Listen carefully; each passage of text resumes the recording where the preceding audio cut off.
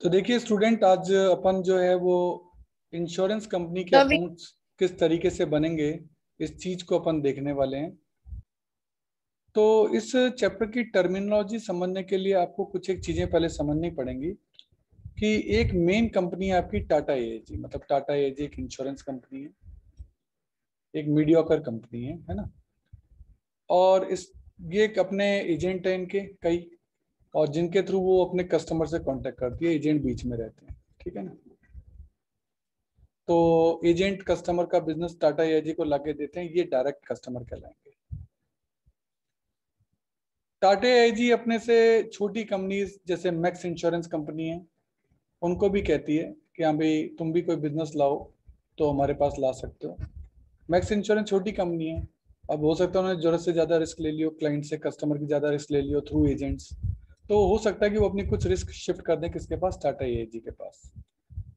अच्छा, टाटा एआईजी भी मीडियोकर ही है, इनसे बड़ी कंपनी एलआईसी। तो हो सकता है कभी टाटा एआईजी ज्यादा रिस्क ले ले तो वो अपनी कुछ रिस्क शिफ्ट कर सकती है एलआईसी के पास, अपना इंश्योरेंस करा सकती है। तो ये जो टाटा एआईजी किसी छोटी कंपनी का इंश्योरेंस कर रही है, इसे इनडायरेक्ट बिजनेस कहते हैं, क्योंकि उसमें क्लाइंट डायरेक्ट टाटा एआईजी के पास नहीं आ रहा है। वो पहले किसके पास आ रहा है, मैक्स इंश्योरेंस के पास, और फिर मैक्स इंश्योरेंस उसका री इंश्योरेंस कर रही है। तो इसको री इंश्योरेंस भी कहते हैं। और टाटा एआईजी से जो कस्टमर से डायरेक्ट बिजनेस मिल रहा है वो डायरेक्ट बिजनेस कहलाता है। और टाटा एआईजी जो अपना इंश्योरेंस बड़ी कंपनी से करा रही है, उसको वर्ड दिया गया सीडेड, कि ये अपना बिजनेस कहाँ से सीडेड करती है, ये अपनी रिस्क कहाँ से कवर करती है। तो इस तरह से ये कैरेक्टर फिक्स हुए, टाटा एआईजी डायरेक्ट कस्टमर, री इंश्योरेंस या इनडायरेक्ट बिजनेस वो मैक्स इंश्योरेंस से आ रहा है, और टाटा एआईजी अपनी रिस्क कवर करा रही है एलआईसी से।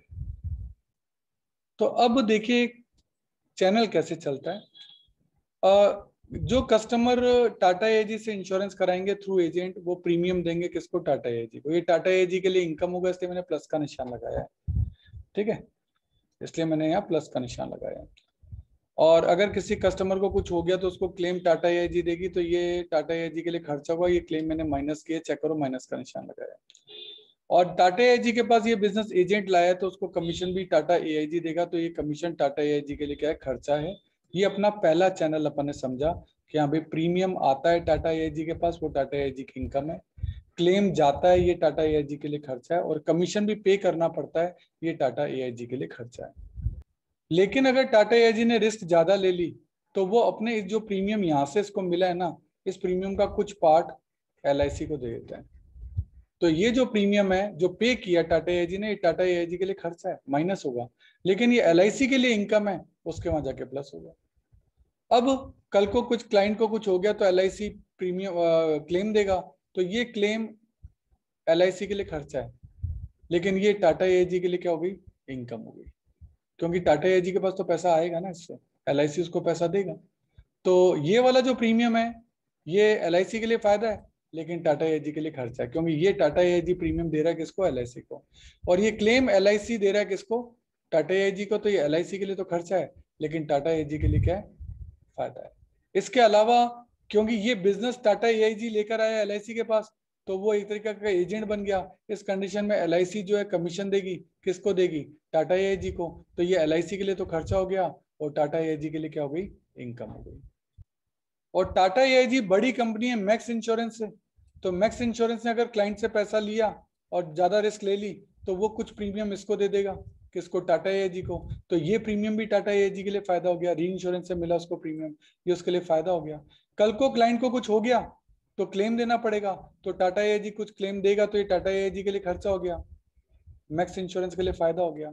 और ये बिजनेस इसके पास कौन लाया था, मैक्स इंश्योरेंस लाया था। क्लाइंट से तो डायरेक्ट कॉन्टेक्ट टाटा एआईजी का था ही नहीं, वो तो मैक्स इंश्योरेंस लेके आया था। तो मैक्स इंश्योरेंस को कमीशन पे करना पड़ेगा, टाटा एआईजी उसको कमीशन देगा, ये कमीशन टाटा एआईजी के लिए खर्चा है और मैक्स इंश्योरेंस के लिए फायदा होगा। तो टर्म्स आपको याद होनी चाहिए कि ये एलआईसी है, ये टाटा एआईजी, ये डायरेक्ट बिजनेस, ये री इंश्योरेंस या इनडायरेक्ट बिजनेस, और इसको सीडेड कहते हैं। और प्रीमियम यहाँ आ रहा है, क्लेम जा रहा है, कमीशन जा रहा है।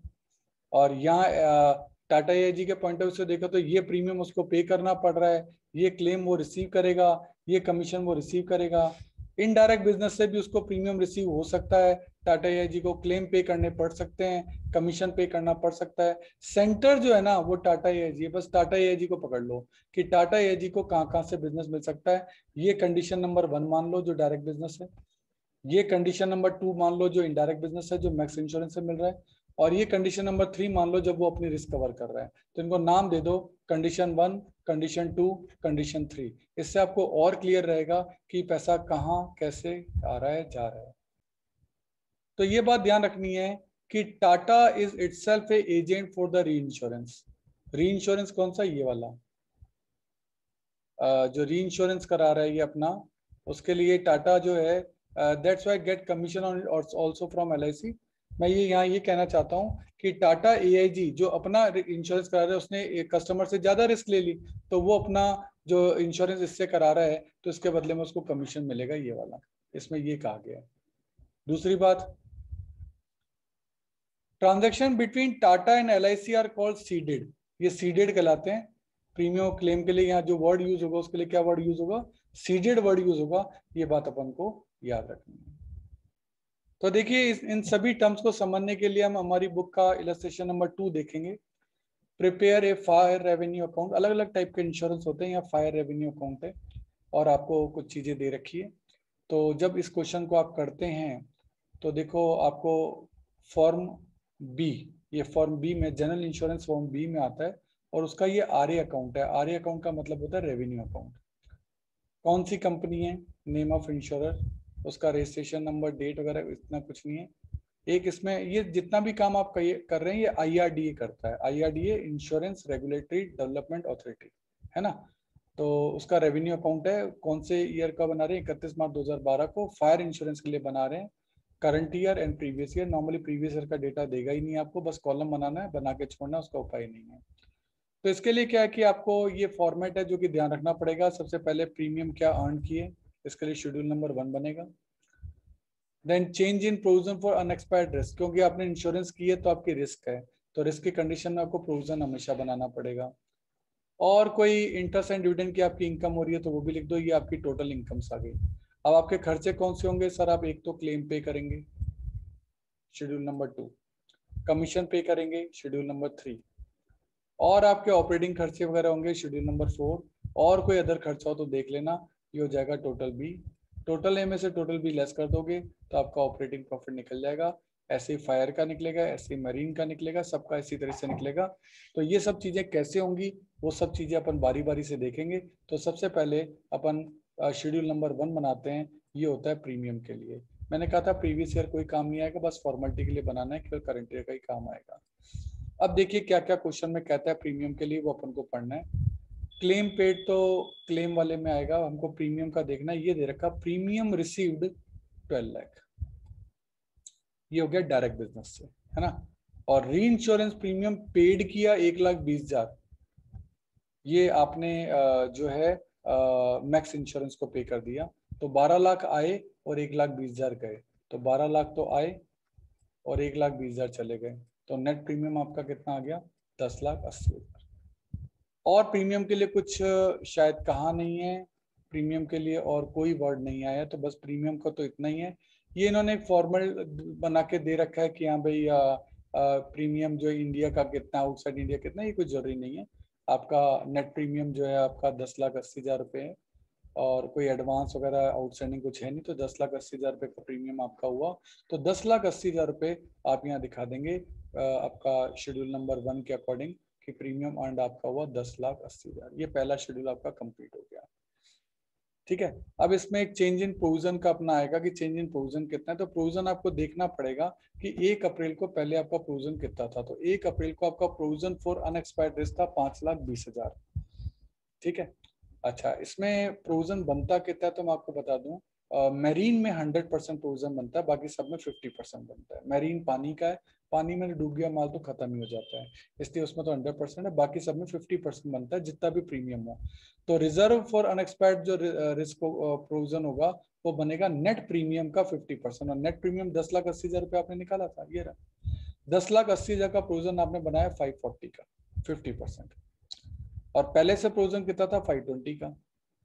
तो आपका प्रोविजन 520 से बढ़कर 540 हो गया, 20,000 का प्रोविजन आपने और बनाया, यानी आप मान रहे हैं कि आपका पैसा रिस्क पर है, तो ये 20,000 का आपका नुकसान आपने बुक किया, अभी प्रोविजन बनाया वास्तव में। तो ये अब आपका 10,80,000 माइनस 20,000, टोटल ए आपका आ गया 10,60,000। तो सबसे पहले हमने प्रीमियम अर्न के लिए शेड्यूल नंबर 1 बनाया, फिर चेंज इन प्रोविजन कि प्रोविजन में कितना बढ़ गया या कम हो गया वो अपन को देखना पड़ता है। इससे हमारी टोटल ए इंफॉर्मेशन जो है वो कंप्लीट हो गई। आगे हम चलेंगे, अब नेक्स्ट शेड्यूल आपका आता है क्लेम इनकर्ड, शेड्यूल नंबर 2। अब क्लेम के लिए क्या क्या दे रखा है देखो, क्लेम पेड किया आपने 4,70,000, और क्लेम के साथ क्या होता है, कोर्ट केस भी होता है, तो वो लीगल एक्सपेंसेस भी साथ में हो जाते हैं 10,000, वो भी यहाँ लिए जाएंगे। और कोई क्लेम के लिए अपन को क्लेम अनपेड दे रखा है, 1 अप्रैल को 40,000 थे और क्लेम अनपेड 31 मार्च को 70,000 थे, तो यानी ओपनिंग आउटस्टैंडिंग भी है और क्लोजिंग आउटस्टैंडिंग भी है। तो क्लेम पेड का अपन देखते हैं, इसका बनेगा शेड्यूल नंबर 2, क्लेम नेट निकाल रहे हैं। तो क्लेम 4,70,000 रुपए के आपने पे किए, पहला फिगर यही था, और मैंने कहा था लीगल एक्सपेंसेस साथ में ही जुड़ते हैं हमेशा, ये आपका माना ही जाता है कि कोर्ट केस तो वही होगा 4,80,000 रुपए। और कोई क्लेम के लिए कहा नहीं है। अब आउटस्टैंडिंग की बात करते हैं, तो याद कर लो ओपनिंग आउटस्टैंडिंग हमेशा ऐड होगा और क्लोजिंग आउटस्टैंडिंग आपका क्या होगा, लेस होगा। याद कर लो, आउटस्टैंडिंग ओपनिंग हमेशा ऐड होगा और क्लोजिंग हमेशा लेस होगा। ध्यान देना, इसमें क्लोजिंग हमेशा ऐड होता है और ओपनिंग हमेशा लेस होता है। ऐसा क्यों होता है, उसके पीछे रीजन है, ये एक्रूअल बेसिस पर होता है। एक्रूअल बेसिस का मतलब है कि अब आपने खर्चा पे नहीं किया हो लेकिन खर्चा मानना पड़ेगा, तो क्लोजिंग वाला 70,000 आपने पे नहीं किया लेकिन खर्चा मानेंगे, इसलिए इसको 70,000 ऐड करें। और ओपनिंग वाला आपने पे तो इस पिछले साल पे नहीं किया था, तो ये माना जाएगा वो इस साल पे कर दिया और इस साल के पेमेंट में वो इंक्लूडेड है, तो उसको हटा दो, वो इस साल का खर्चा नहीं है। तो इसीलिए क्लोजिंग हमेशा आपको ऐड करना है और ओपनिंग हमेशा आपको लेस करना है। तो ये आपका आ गया 5,10,000। In India outside India formality है, तो क्वेश्चन कुछ दे नहीं रखा, तो 5,10,000 का आपका क्लेम इनकर्ड हो गया। और ये क्लेम जो है वो आप यहाँ दिखा देंगे, claim incurred schedule number 2, 5,10,000। Next देखेंगे हम कमीशन। कमीशन के लिए शेड्यूल नंबर 3 बनाना पड़ेगा। ऊपर कमीशन के लिए क्या कह रखा है देखिए, कमीशन जो है वो आपने पे किया, एक तो ये 2 लाख रुपए, और कमीशन के लिए कुछ नहीं कह रखा है।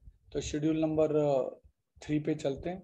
कमीशन एक ही है, 2 लाख रुपए के डायरेक्ट बिजनेस का आपने कमीशन पे किया है और कुछ दे नहीं रखा, तो नेट कमीशन आपका 2 लाख रुपए आ गया। ये 2 लाख रुपए का खर्चा जो है आप अपना यहाँ शेड्यूल नंबर 3 के सामने दिखा देंगे, कमीशन हुआ है, शेड्यूल नंबर 3 है, 2 लाख रुपए का खर्चा हुआ। नेक्स्ट आपका आता है ऑपरेटिंग एक्सपेंसेस, इसके लिए शेड्यूल नंबर 4 बनता है। और ऑपरेटिंग एक्सपेंसेस के लिए आपको यहाँ केवल ऑपरेटिंग एक्सपेंसेस डायरेक्ट ही दे दिए हैं 3 लाख रुपए। तो शेड्यूल नंबर 4 पे चलिए, शेड्यूल नंबर 4 बनाना पड़ेगा, इसके लिए आपको सबका फॉर्मेट फिक्स है। ये शेड्यूल नंबर 4 है।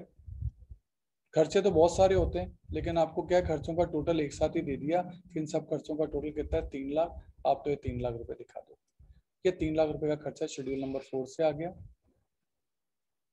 ये शेड्यूल नंबर 4 का खर्चा 3 लाख। टोटल खर्चे हो गए 10,10,000। टोटल इनकम थी 10,60,000 और खर्चे हो गए 10,10,000 के। तो टोटल ए में से टोटल बी को लेस कर देंगे तो आपका प्रॉफिट आ जाएगा 50,000। ये आपका ऑपरेटिंग प्रॉफिट कहलाएगा फायर इंश्योरेंस से, कि आपको कुल मिला के 50,000 रुपए का प्रॉफिट हो।